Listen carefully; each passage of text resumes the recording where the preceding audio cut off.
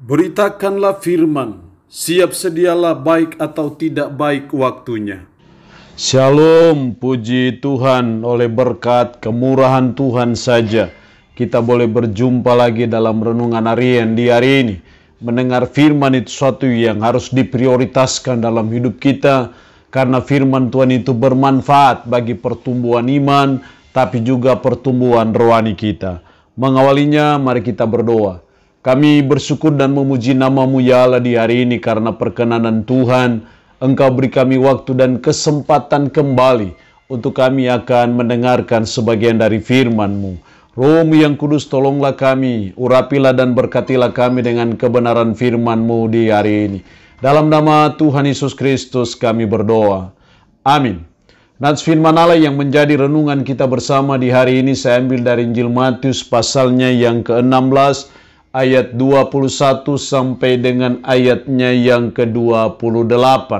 Secara khusus saya akan baca ayatnya yang ke-24. Firman-Nya berkata demikian. Lalu Yesus berkata kepada murid-muridnya, setiap orang yang mau mengikut aku, ia harus menyangkal dirinya, memikul salibnya dan mengikut aku. Demikian firman-Nya hari ini yang mengajar dan menasihati kita syarat menjadi murid Kristus. Saya percaya Yesus tidak senang simpatisan, tapi saya percaya Yesus senang orang mau menjadi muridnya, mau jadi pengikutnya, atau mau mengiring Yesus. Karena itu kebenaran firman Allah hari ini mengajar dan menasihati kita. Apa syarat menjadi murid Kristus? Kalau kita menjadi murid Kristus itu artinya bahwa Yesus Kristus adalah guru kita, dan kalau kita jadi murid Kristus itu berarti kita ada pada sekolah kehidupan dari Yesus Kristus, di mana Yesus Kristus gurunya dan saudara dan saya adalah muridnya. Lalu apa yang dituntut dari kita sebagai murid Kristus?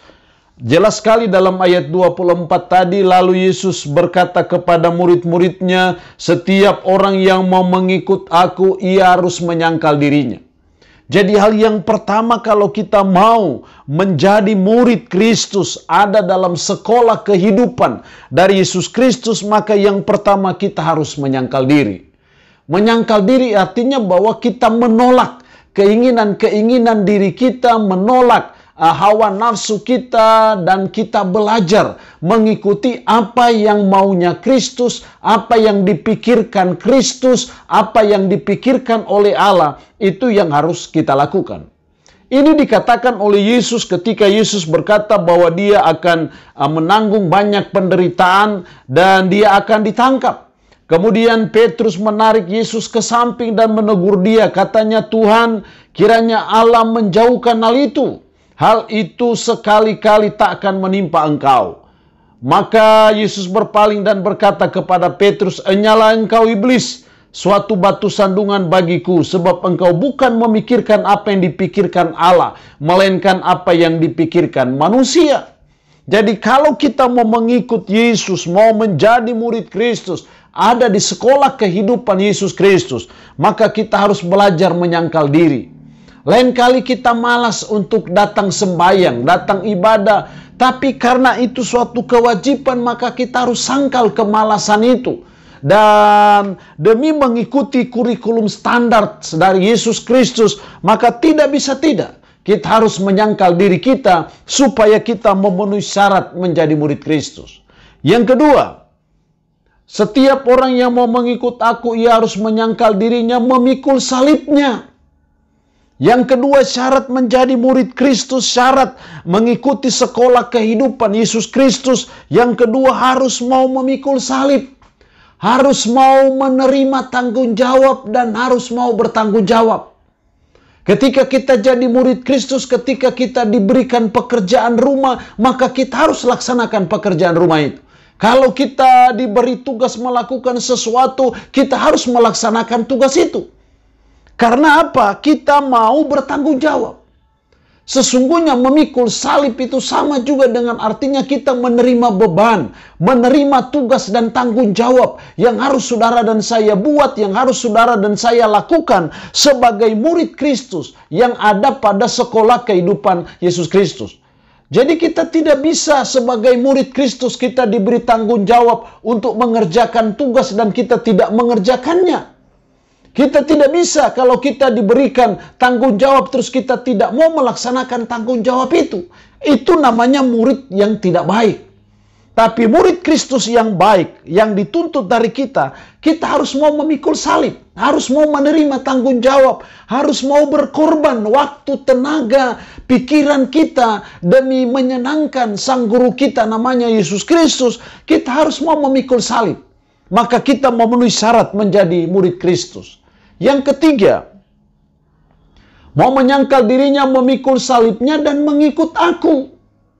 Kristus adalah guru kita dan kita adalah muridnya.